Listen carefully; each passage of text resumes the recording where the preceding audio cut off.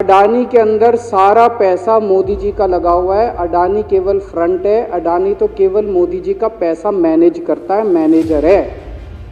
उसको 10%, 15%, 20% इतनी कमीशन मिलती है, बाकी सारा का सारा पैसा मोदी जी का लगा हुआ है। अगर कल को जांच हो गई, जेपीसी बैठ गई, ईडी की जांच हो गई, सीबीआई की जांच हो गई, तो अडानी नहीं डूबेगा, मोदी जी डूबेंगे। जिस दिन अडानी डूबा उस दिन मोदी जी डूबेंगे।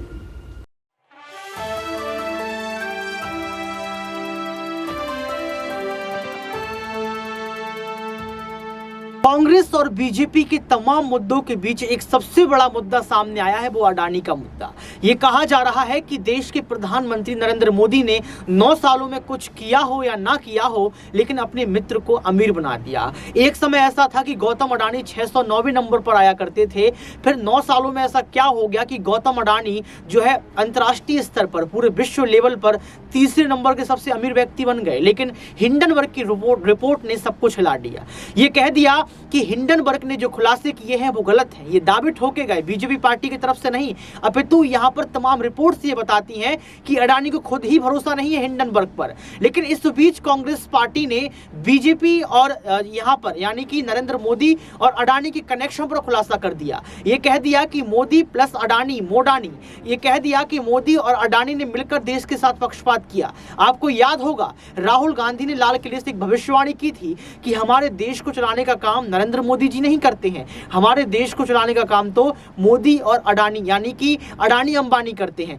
दर्शकों, आपको बता दें कि इस बीच कांग्रेस पार्टी के तमाम नेताओं ने जेपीसी की मांग की है और ये कहा है कि अगर जेपीसी की जांच होगी तो कनेक्शन पर भी खुलासा हो जाएगा।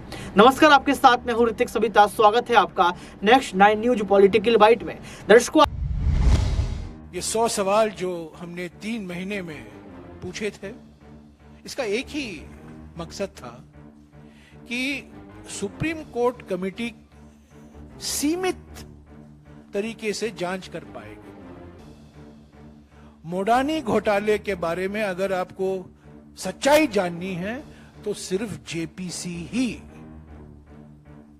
जेपीसी के रास्ते से ही आपको पूरी सच्चाई बाहर निकलेगी। इसीलिए हमने पार्लियामेंट के अंदर, पार्लियामेंट के बाहर जेपीसी की मांग की, और जब मॉनसून सत्र आएगा, हम नए पार्लियामेंट बिल्डिंग में बैठेंगे, तब भी पहली मांग जेपीसी की ही होगी।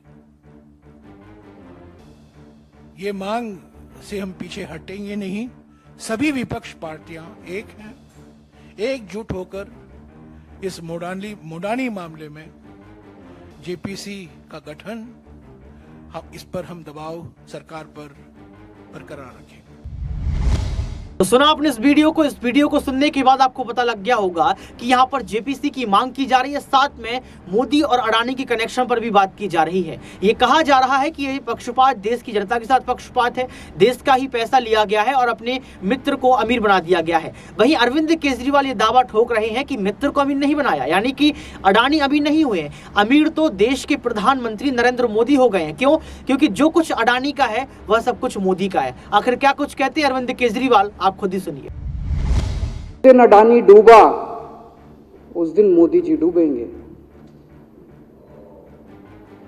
मैंने कहा यार, उनको पैसे की क्या जरूरत है, प्रधानमंत्री जी को, मोदी जी को, उनके ना आगे कोई ना पीछे कोई, उनको क्या पैसे की जरूरत है? तो कहता है सर पैसे की हवस होती है, लत होती है। कहता है इतने दुनिया में इतने बड़े बड़े अमीर आदमी हैं, उनको कोई अब और पैसे की थोड़ी जरूरत है, लगे पड़े हैं सारे, और पैसा और पैसा और पैसा। बोला हवस होती है। बोला जिस दिन अडानी दुनिया का सेकंड रिचेस्ट मैन बना था, अडानी दुनिया का सेकंड रिचेस्ट मैन नहीं बना था, मोदी जी दुनिया के सेकंड रिचेस्ट मैन बने थे। और अब मोदी जी का ख्वाब है, उनका सपना है कि वो दुनिया के रिचेस्ट मैन बनना चाहते हैं। प्रधानमंत्री तो बन गए, वो दुनिया के रिचेस्ट मैन बनना चाहते हैं। फिर उसने मेरे को एक एक करके, मैं बड़ा धीरे धीरे उसकी बातों पे, पहले तो मैं एकदम शॉक हो गया, ये कह क्या रहा है कि अडानी के अंदर सारा पैसा मोदी जी का लगा है। फिर वे धीरे धीरे उसने एक एक करके बातें खोल के समझानी चालू की। कहता है मोदी जी श्रीलंका गए, श्रीलंका के राष्ट्रपति राजापाक्सा हैं। राजापाक्सा को मोदी जी ने जबरदस्ती करके वहां का विंड प्रोजेक्ट अडानी को दिलाया। क्यों दिलाया? मैं आप लोगों से पूछना चाहता हूं, आप में से कोई विदेश जाएगा तो वहां की किसी एजेंसी को जबरदस्ती करके अपने भाई को, रिश्तेदार को ठेका दिला के आओगे क्या? ऐसे कोई करता है क्या? मोदी जी ने जबरदस्ती राजापाक्सा के ऊपर प्रेशर डाल के वहां का विंड प्रोजेक्ट अडानी को दिलाया। अडानी को नहीं दिलाया, खुद लिया वो प्रोजेक्ट। वो मोदी जी का प्रोजेक्ट है, वो अडानी का प्रोजेक्ट नहीं है। और ये बात कैसे निकली? वहां का जो बिजली बोर्ड है श्रीलंका का, जैसे अपने यहाँ स्टैंडिंग कमेटी है असेंबली की, पार्लियामेंट की स्टैंडिंग कमेटी है, वैसे उनकी भी पार्लियामेंट की स्टैंडिंग कमेटी होती है। तो वहां पे पार्लियामेंट की, श्रीलंका की पार्लियामेंट की स्टैंडिंग कमेटी ने जब उनके बिजली बोर्ड के चेयरमैन को बुलाया और बोले तूने ये प्रोजेक्ट अडानी को क्यों दिया, तो उसने कहा जी राजापाक्सा साहब ने मेरे को बुलाया था, उन्होंने कहा मोदी जी मेरे पे बहुत प्रेशर डाल रहे हैं कि ये प्रोजेक्ट अडानी को दो। मोदी जी बांग्लादेश गए, बांग्लादेश वालों को बिजली खरीदनी थी, 1500 मेगावाट बिजली 25 साल के लिए। मोदी जी ने वो प्रोजेक्ट भी अडानी जी को दिला दिया। अडानी को नहीं दिलाया, मोदी जी ने वो प्रोजेक्ट खुद लिया। 25 साल तक 1500 मेगावाट बिजली खरीदने का प्रोजेक्ट बांग्लादेश का, वो भी मोदी जी ले आए अपने नाम पे। इजराइल गए, इजराइल के साथ भारत ने कई सारे रक्षा सौदे किए, रक्षा सौदे, वो सारे के सारे रक्षा सौदे अडानी को दे दिए। अडानी को नहीं दिए, मोदी जी ने खुद लिए। अभी 2-3 साल पहले 6 एयरपोर्ट की नीलामी हुई प्राइवेटाइजेशन के लिए, सरकार ने उनकी नीलामी करी, भाई प्राइवेट प्लेयर आके लो। उसमें एक कंडीशन थी कि उसी को दिया जाएंगे ये एयरपोर्ट जिसने पहले एयरपोर्ट का काम कर रखा है। हर सरकारी ठेके में होती है, हम सड़क बनाते हैं, कहते हैं भाई सड़क, जिसको ठेकेदार को सड़क बनाने का एक्सपीरियंस है उसी को दिया जाएगा।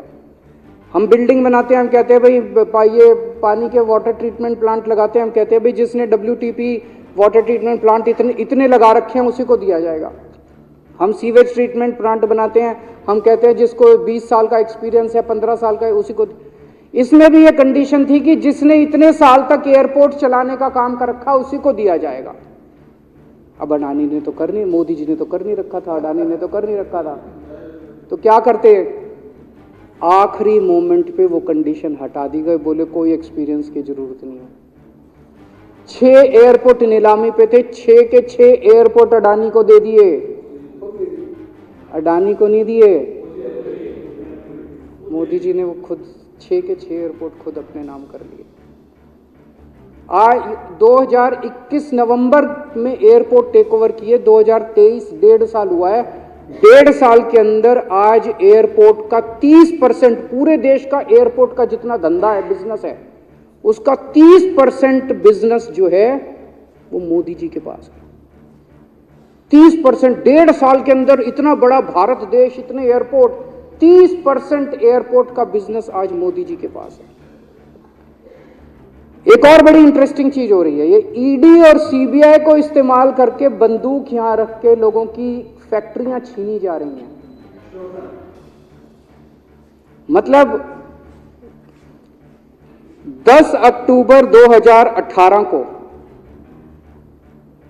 10 अक्टूबर 2018 को कृष्णापट्टनम पोर्ट के ऊपर इनकम टैक्स की रेड हुई और 6 अप्रैल 2020 को 1.5 साल बाद वो पूरा एयरपोर्ट अडानी ने खरीद लिया। उसके यहां बंदूक रख के उसको कहा या तो दे दे और या जेल। तो वो अडानी ने नहीं खरीदा, वो मोदी जी के पास चला गया कृष्णापट्टनम एयरपोर्ट।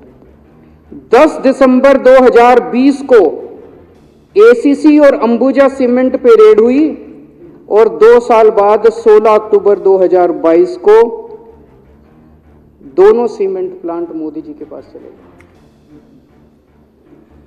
2020 जुलाई को मुंबई एयरपोर्ट का मालिक था जीवीके, उसके ऊपर सीबीआई और ईडी की रेड हुई, एफआईआर हुई, और 1 महीने बाद मुंबई एयरपोर्ट जो है वो मोदी जी के पास चला गया, अडानी के पास चला गया। तो ईडी और सीबीआई पे रेड कराते हैं, उसको धमकाते हैं फैक्ट्री वाले को, कंपनी वाले को, कि या तो जेल जा और या तेरी फैक्ट्री हमको दे दे। ये इधर तो सुनते थे हरियाणा की तरफ ये पिच्ची, इधर इसकी फैक्ट्री भी छीन ली, पंजाब में भी सुनते थे इसकी भी फैक्ट्री छीन ली, इसकी। पूरे देश के अंदर ये इतनी गुंडागर्दी मची पड़ी है कि ईडी की रेड करा देते हैं, सीबीआई की रेड करा देते हैं, यहाँ बंदूक रखते हैं और कहते हैं या तो फैक्ट्री दे दे और या जेल जा। ये क्या चल क्या रहा है इस देश के अंदर? इन्होंने अभी थोड़े दिन पहले ऑर्डर निकाला कि सारे जितने पावर प्लांट हैं, जितनी राज्य सरकारें हैं, पंजाब सरकार की, हमारी जो सरकार है, उनके पास भी ऑर्डर आया, सारी सरकारों को जितना उनका कोयले की रिक्वायरमेंट है उसमें से 10% कोयला इंपोर्टेड इस्तेमाल करना पड़ेगा। और इंपोर्ट केवल मोदी जी करते थे, अडानी करता था। तो इसका मतलब आपको 10% अपना कोयला कंपलसरी, जरूरत नहीं है आपको कोयले की, लेकिन 10% कोयला आपको अडानी से खरीदना पड़ेगा। हमारे देश का कोयला 2000 रुपये टन है, इंपोर्टेड कोयला 20,000 रुपये टन है। 10 गुना दाम के ऊपर आपको अडानी से यानी कि मोदी जी से कोयला खरीदना पड़ेगा। तो सुना आपने इस वीडियो को सुनने के बाद आपको पता लग गया होगा किस तरीके से यहाँ पर जो है तमाम विपक्ष की पार्टियां आरोप और प्रत्यारोप लगा रही हैं और कहीं ना कहीं केंद्र की सरकार को घेर रही हैं। अब देखना ये पड़ेगा कि जेपीसी की जांच होती है, अन्यथा नहीं होती है। आज के लिए सिर्फ इतना ही। देखते रहिए नेक्स्ट 9 न्यूज पॉलिटिकल वाइब।